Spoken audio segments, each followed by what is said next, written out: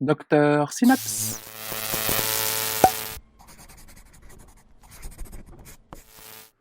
Le cœur.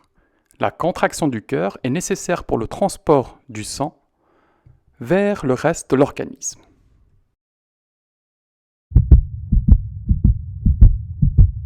À côté de cette fonction de pompe, à l'intérieur du cœur, nous avons 4 valves. Les valves sont une sorte de porte qui s'ouvre et qui se ferme de façon synchronisée pour permettre le passage du sang à l'intérieur du cœur. La valve aortique est la dernière valve avant l'éjection du sang vers le reste de l'organisme. Voici une valve aortique normale qui s'ouvre bien. Son ouverture permet l'éjection du sang vers le reste de l'organisme. Cette valve peut se sténoser à cause de calcification par exemple. Nous aurons ainsi un rétrécissement aortique qui peut devenir serré. Ce rétrécissement limite l'ouverture de la valve aortique. Vu que le cœur est connecté au reste de l'organisme grâce au vaisseau, lors du rétrécissement aortique serré, l'éjection du sang sera alors altérée. Le patient présentant un rétrécissement aortique serré peut ne pas avoir de symptômes pendant une longue durée de temps. Et à un moment donné, le patient peut devenir symptomatique. Un exemple des symptômes étant une dyspnée à l'effort, c'est-à-dire un essoufflement à l'effort, des douleurs thoraciques qui peuvent être associées à une maladie coronaire, c'est-à-dire une maladie des artères du cœur,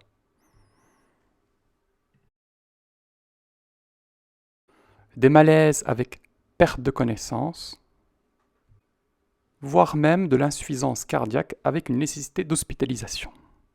Comment se fait alors la décision de remplacement de la valve aortique? Tout d'abord, il faut réaliser un bilan avec une prise de sang, une échographie cardiaque, scanner des axes vasculaires, consultation d'anesthésie, un bilan dentaire, une coronarographie, mais ce qui est vraiment important, c'est le dossier médical, avec les antécédents et les comorbidités. Ensuite se fait une discussion avec l'équipe de cardiologie de la Pitié-Salpêtrière.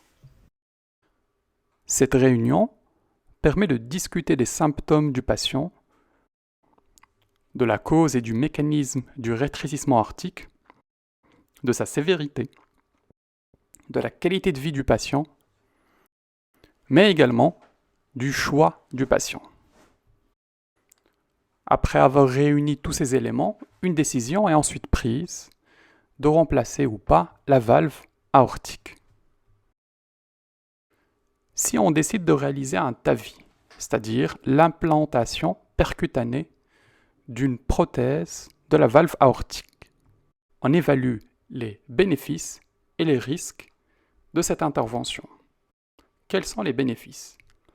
Si le patient présente des symptômes liés au rétrécissement aortique serré, par exemple l'essoufflement à l'effort, l'intervention permet d'augmenter la survie, mais également d'améliorer la qualité de vie. Ces bénéfices sont balancés par rapport au risque de l'intervention.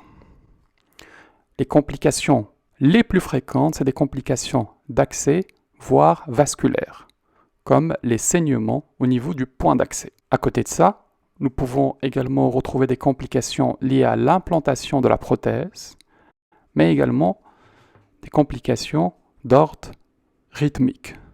Par exemple, des blocs AV complets qui peuvent entraîner la mise en place de pacemakers lors de l'intervention.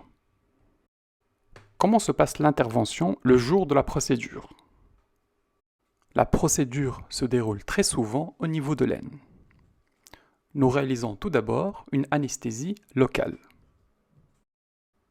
Par cet endroit, nous pouvons introduire un cathéter qui est un tube creux à travers lequel on peut introduire du matériel. On peut ainsi avoir accès aux artères, puis à la valve aortique. Arrivé à la valve aortique, nous pouvons alors mettre en place la nouvelle prothèse aortique.